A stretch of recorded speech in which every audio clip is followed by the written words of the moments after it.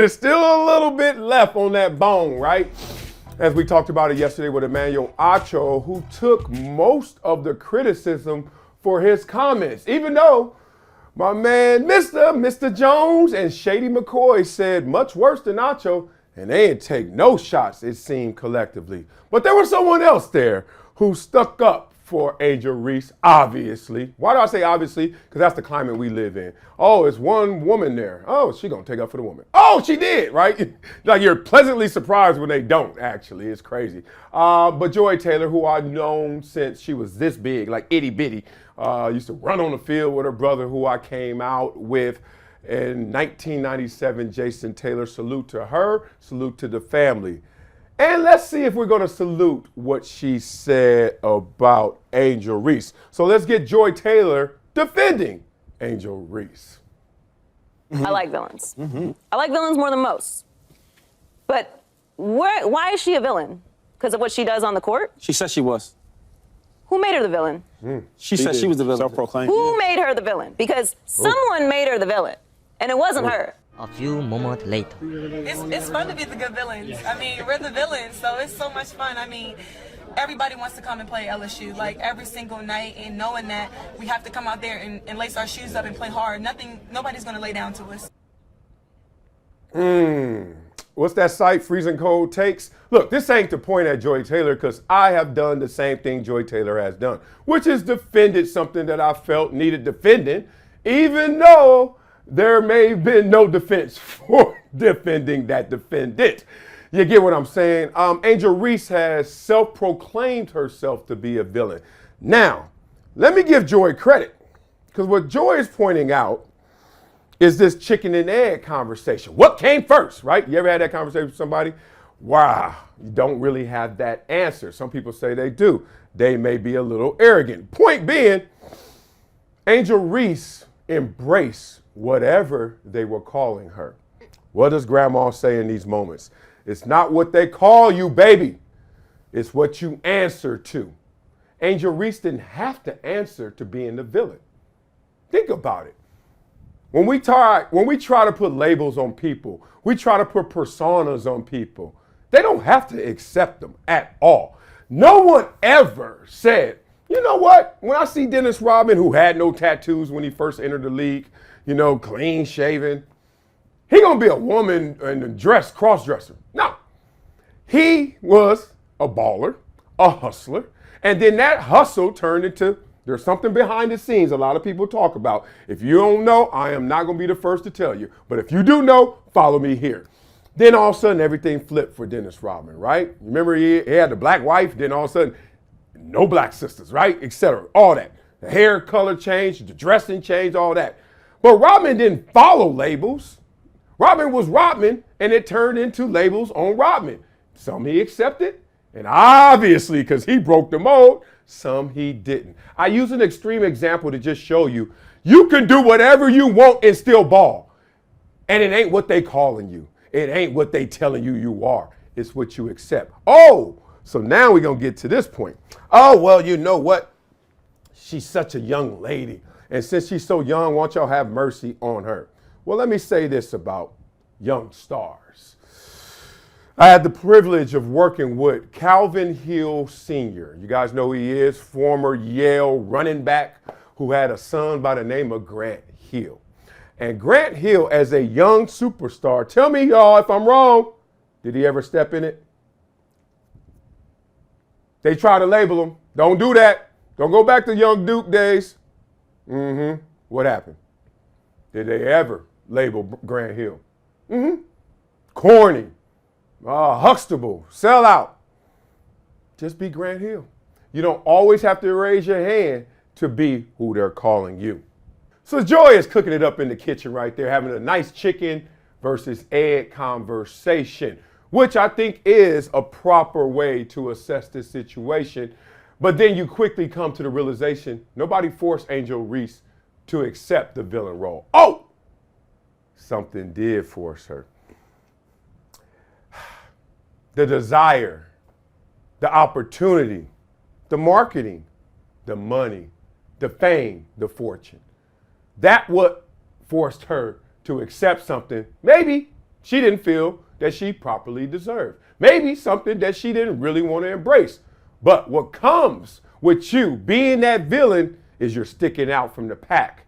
And that's what fame is, right? 1,000 people walk by, but one person you recognize, one person you actually are familiar with. That person sticks out.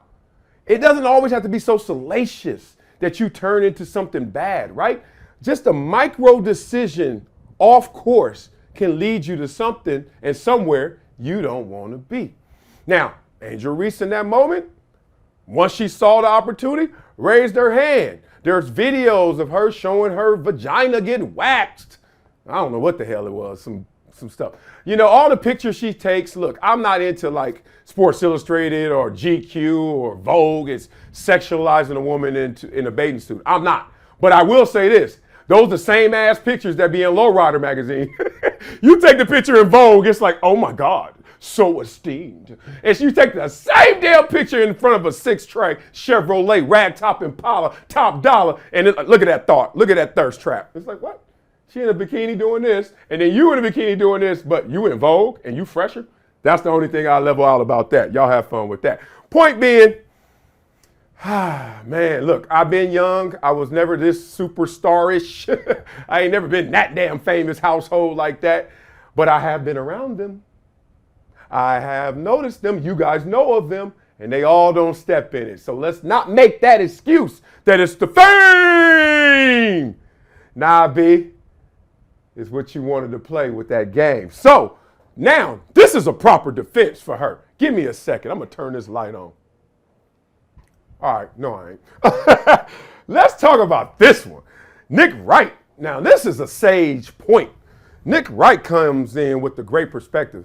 My favorite show when I watch shows on TV is First Things First, for obvious reasons. Reasons like this. He is talking about Angel Reese in a way that I don't think I heard anybody else say it. So let him say it, and then let's break it down. Go get it, Nick. I say this as, and I'm not trying to be preachy, and I empathize with Angel Reese, but my two older kids are sandwiched around her age. I have an 18-year-old and a 25-year-old. This is what I say to them. This is what I say to young people watching, adults watching too, but particularly young people. You gotta log off. And I'm not blaming Angel Reese at all, but those death threats, the sexualization, I bet 98% of it, if not 100% of it, did not come from her walking down the street and someone saying it to her. It is people who live in your phone who are terrorizing you. And I say this as someone who has been in some ways in the public eye for 20 years, okay? When I started, the social media did not really exist. It grew as during my time on the air.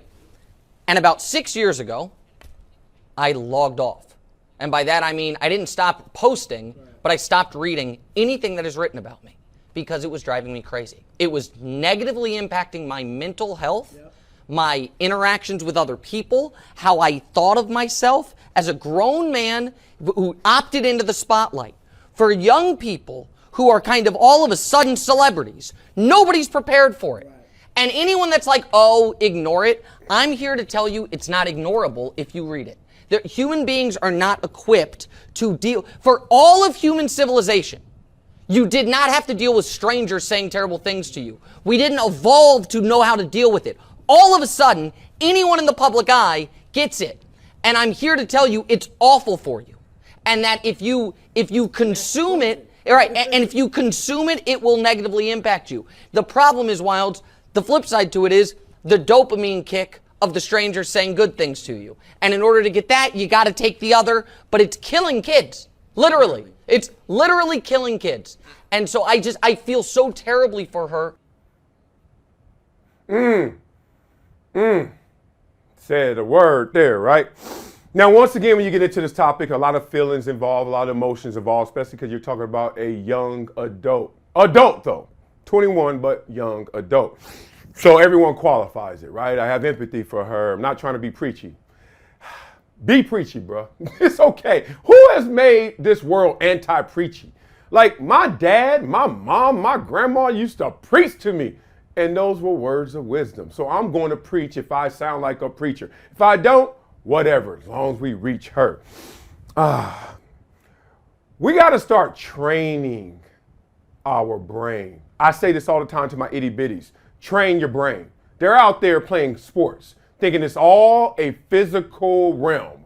It's all about how big I am, how fast I am, how strong I am, how hard I try, and all these things. I'm like, yeah, but you need to train your brain. That effort needs to turn into energy. Your discipline. You need to be thoughtful, mindful in these moments. You need to react based off of trained behaviors. I'm only saying this on a sports media content platform because kids are killing themselves by eating too much physically. Diabetes, right? High blood pressure, fat, obese. We see that, and we are obviously understanding what that is. Kid eats too much McDonald's. Kid eats too many snacks. Kid doesn't work out enough. Kid sits at home all day, wants to play video games. Doesn't want to ride a bike anymore, wants to sit in the couch and just get fat. We need to bring the same observations to our mental health, in particular, social media. Why? Because social media can be just like McDonald's. Too much of it is bad for you. But a 6-piece chicken McNugget every 3 months ain't gonna hurt nobody. Matter of fact, McDonald's got salads. I don't know how good they are, but because if I'm going there, I'm getting a quarter pounder with cheese, right? But point is, you can do good even when it's in that realm. McDonald's, you can do good. And everything in moderation, especially moderation. We know it.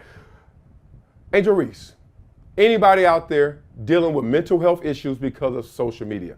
Social media is not life. It's a login. You have to put a username and a password, and then you enter the dragon. That dragon can warm you. That dragon can burn you. You have to learn to tame the dragon. Now, 99.99% of her problems obviously came from social media. I don't even have to know it because I've experienced my level of stardom and I know where all my issues and hate comes from. It ain't in my face. You know what happens when I see people?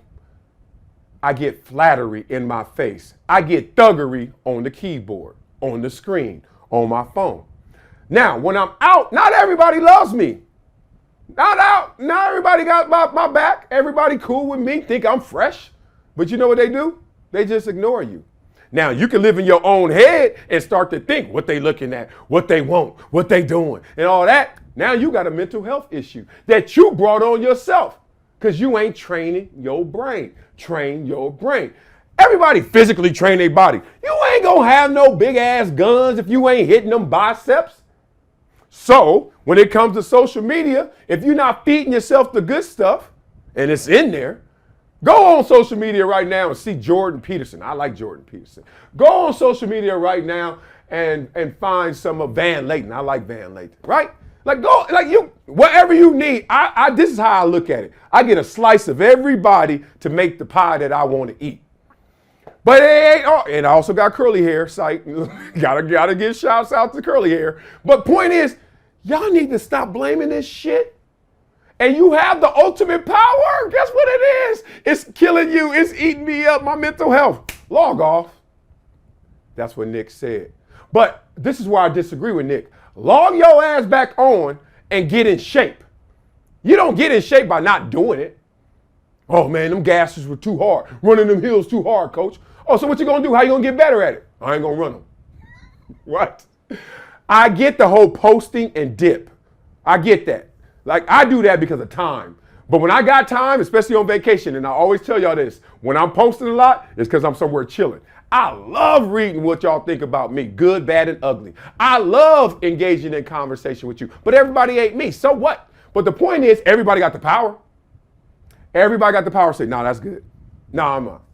And remember, it's a game. Social media is a game that they are playing out there. There are engineers rigging algorithms to play around with your dopamine, your interests. And even the things you're not interested in to try to make you interested to stay on that app longer. You are getting rigged, and you do the rigging. Don't give up your power. Don't give up your control. It's like athletes always think they work for their agents. No, your agent works for you. Punk your agent. Be like, man, shut up. I ain't never said that, but I'm like, hey, dog, don't forget that 3%, that 1%. I write that check. Agents will make you feel like you're working for them. I said you need to go to the Steelers. What do you mean? Hey, bro, who you talking to?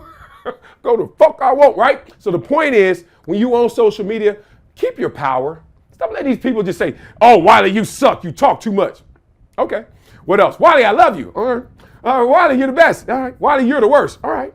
Like, what the fuck? What are y'all giving me, dog? My mortgage is due on the 12th. Y'all, that's what I want y'all to tweet about, my mortgage.